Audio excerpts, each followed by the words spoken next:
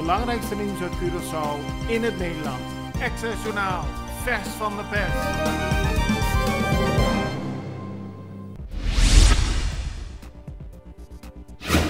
De Extra schrijft vandaag over een zaak die vandaag in de rechtbank zal worden behandeld over gepensioneerden van het Sint-Elisabeth Hospitaal. Samen met vakbond CBV is er een rechtszaak gestart om 14 miljoen te claimen van het CEOS. De oud-medewerkers zeggen al jaren daarvoor te vechten. Tot nu toe is er geen akkoord bereikt met het CEOS en daarom is de rechter ingeschakeld. In het regeerprogramma Op weg naar herstel en een betere kwaliteit van leven voor het volk staat te lezen dat minister van Financiën Javier Silvania het belangrijk vindt dat de Belastingdienst wordt gereorganiseerd. Hij is er al mee begonnen en wil de komende jaren daar verder aan werken.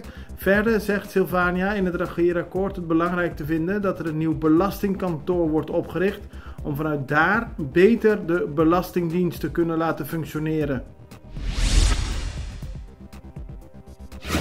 Eerder deze week schreef de Extra over het feit dat bakkers op Curaçao klagen over de gestegen grondstoffen. Daardoor zou het niet meer rendabel zijn om kooipashi te bakken. Dit brood heeft een maximumprijs en door de gestegen prijzen is het niet meer rendabel, aldus veel bakkers. Minister van Economische Ontwikkeling Rui Sandro Seintje zegt vandaag in de Extra dat hij niet benaderd is hierover door de bakkerswereld, maar dat het algemeen belang altijd zijn leidraad is. Wel wil hij nadenken en praten met de bakkers over een mogelijke oplossing. Op de Schouwburgweg is een man gewond geraakt. Hij kreeg met de vermeende dader een conflict over de betaling van werkzaamheden. Dat liep zo uit de hand dat de dader, de man die hem zou moeten betalen, mishandelde. Uiteindelijk is de boze man aangehouden en naar de politie gebracht. De andere man had medische hulp nodig.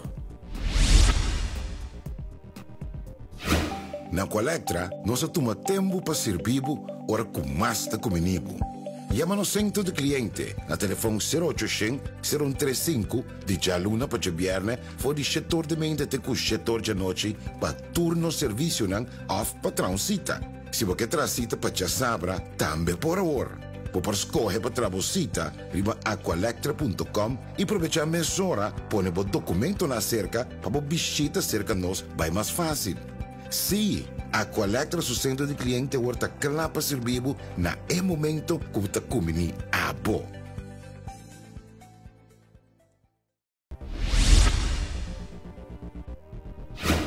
1 mei, dag van de arbeid, valt dit jaar op een zondag en daarom geeft de overheid alle werknemers op maandag 2 mei een vrije dag. De festiviteiten rond die dag van de arbeid op 1 mei gaan gewoon door. Die worden dus zondag gehouden, zo hebben de vakbonden laten weten. 2 mei zijn alle mensen vrij die normaal ook op vrije dagen niet naar het werk hoeven gaan. Er is weer meer transport mogelijk tussen Miami en Curaçao. Ziekpost maakte gisteren bekend dat er wekelijks een vracht vanuit Miami naar Curaçao zal komen. En dat betekent dat bedrijven en particulieren weer makkelijker spullen vanuit Miami naar Curaçao kunnen laten komen. Ziekpost is blij dat de verbinding weer is hersteld. Goed nieuws voor het toerisme, goed nieuws voor Jet Air Caribbean. Gisteren vond de inaugurele vlucht plaats van een vliegtuig uit Suriname die naar Curaçao kwam. Op die manier is er weer een verbinding tussen Curaçao en Sint Maarten via Jet Air Caribbean. Dat betekent dat er onder meer toeristen uit Suriname naar Curaçao kunnen komen en dat is goed nieuws voor het eiland. Het belangrijkste nieuws uit Curaçao in het Nederland. Access Journaal, vers van de pers.